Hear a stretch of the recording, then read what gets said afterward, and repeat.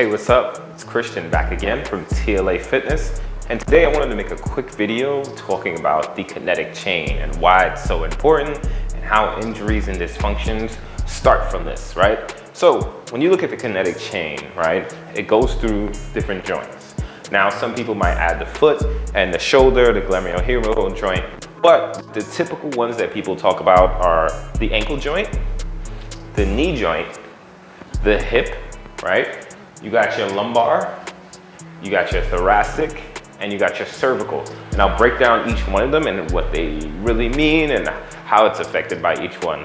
So the first thing you want to know about the kinetic chain is that it's affected by a joint above and below, right? So if you have knee pain, that means you got to look at your hips and your ankle. So those are going to be the two places that you're really going to get a lot of the issues and dysfunctions from, that the knee is getting a lot of the brunt and efforts from. Case in point, let's go from the ground up, right? So you first have your ankle joint. So the kinetic chain goes through mobile, stable, mobile, stable, mobile, stable to create this nice pyramid, right, of the human body. So your ankle joint is supposed to be mobile, but case in point, I wore these shoes on purpose today. Now, what we do a lot today in society is the footwear, right?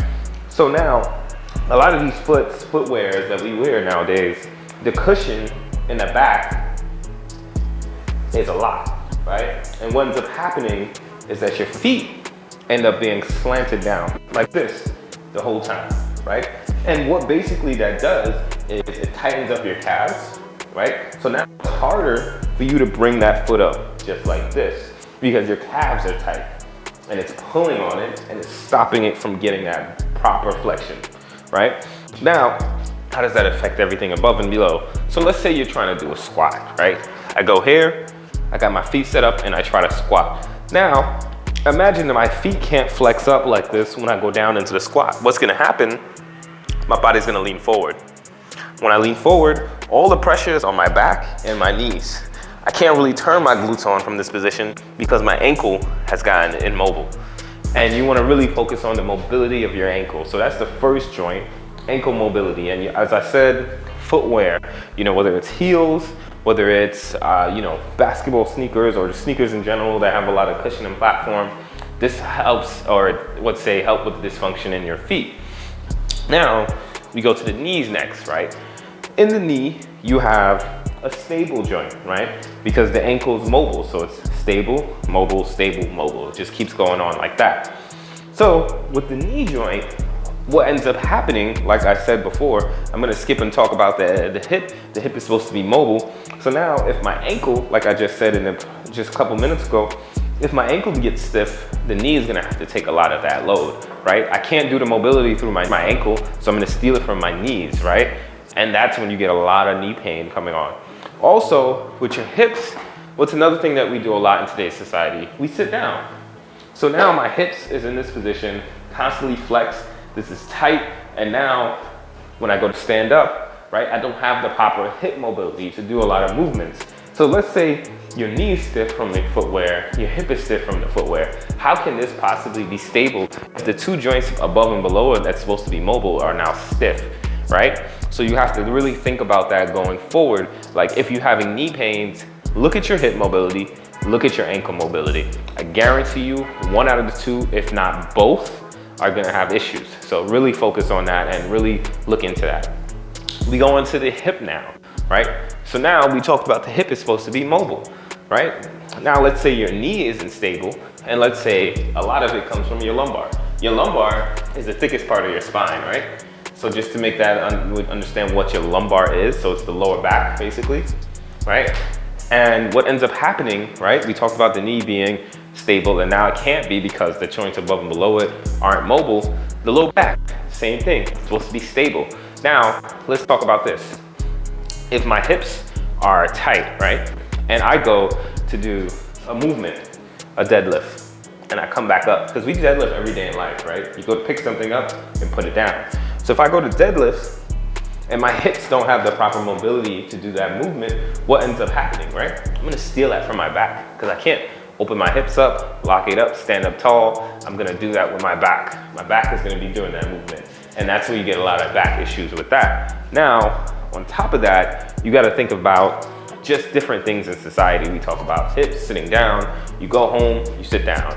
You watch TV, you're on your laptop, you're just sitting down all points of the day. That really affects the flexibility and mobility of your hips. So really got to concentrate on turning the glutes on, strengthening the hamstrings, and relieving some tension in that hip flexors, and really try to open up your hips to prevent a lot more lower back pain. Now, as we're talking about the lumbar and it being stiff, right, as that's the next point in it, the thoracic above it is supposed to be mobile. The thoracic is really part where your chest is at. Exactly where this TLA is up until about right to your collarbone. That's your thoracic spine. It's supposed to be mobile. Now, just case in point, your lumbar spine is supposed to be very stable, right? It's only supposed to have like 15 to 20 degrees of rotation. Now, I want you to think about this. If my lumbar spine is only supposed to have 15 to 20 degrees of rotation, right? And I don't have the proper hip mobility, and my T-spine, my thoracic mobility isn't good because I sit down at a desk, I'm on my phone, I'm always in this hunched up position here, right? So now I can't open my chest up, I can't turn and flex, right? So if I go to bend down to pick something up and I can't rotate my T-spine, where am I gonna steal it from? My lumbar. It's only supposed to have 15 to 20 degrees of rotation. Now I'm rotating it more than that 15 to 20 degrees, and now that's increasing my chance of getting hurt. So injuries is just repetitive movement that you're not doing or not supposed to be doing over and over, leading to this pain, this dysfunction, or injury. Because if you have it, just think about it, your lumbar spine is like a tree, right? The densest part of the tree is the bottom part of the tree, right? So that is the roots. That's not supposed to move. If you see on a windy day, right, when the trees are moving, you don't see the bottom of the tree moving, you see the top of it swaying, the branches, right? Because if the bottom of the tree moves, usually at the end of the day, that means the whole tree is coming off root and that thing is toppling over, and that's the end of that tree. So you want to think about that with your lumbar spine. It's not supposed to be moving. It's supposed to be core, dense, and very stiff, and it's not supposed to move more than 15 degrees because it's holding up the most part of your spine. So it's really just supposed to be function as a root. Think about it like that. So now that's how that's affected by the thoracic, right? You're losing mobility in that. Let's say you're even trying to put your arms overhead, right? Can't really do that because you can't open up your T-spine. What am I doing with my back? Crunching my lower back. Another way to get hurt. Or you'll see people in the gym that try to do shoulder press. They can't stay in this position and do a shoulder press. What do you see? They lean back and do this. There's a big arch in their back when they do it. And that's where a lot of pain comes in your lower back as well, right? So we talk about that. Your cervical.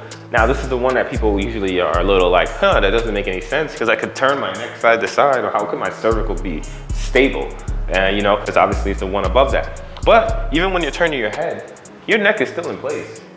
Your neck isn't moving, just like with your knee. You're bending your knee over and over, but your knee isn't moving, right? It's the same thing. So you want to think about it as that. If your neck was immobile, your head would be bobbling all over the place, right?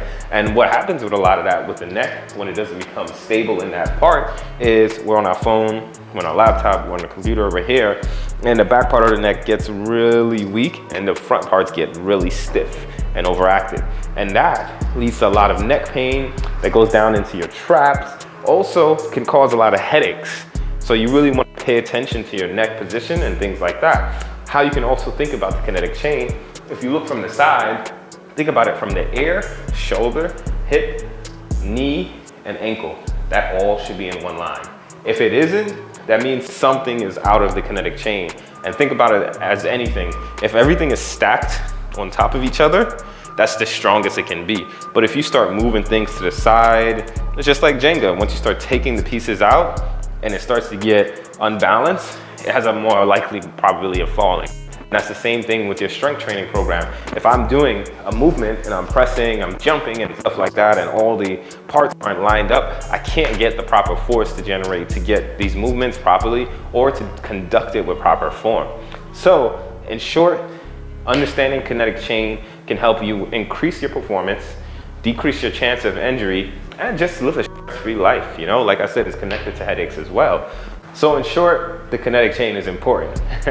But thanks again for listening. This is another video from TLA. Stay tuned for more videos ahead.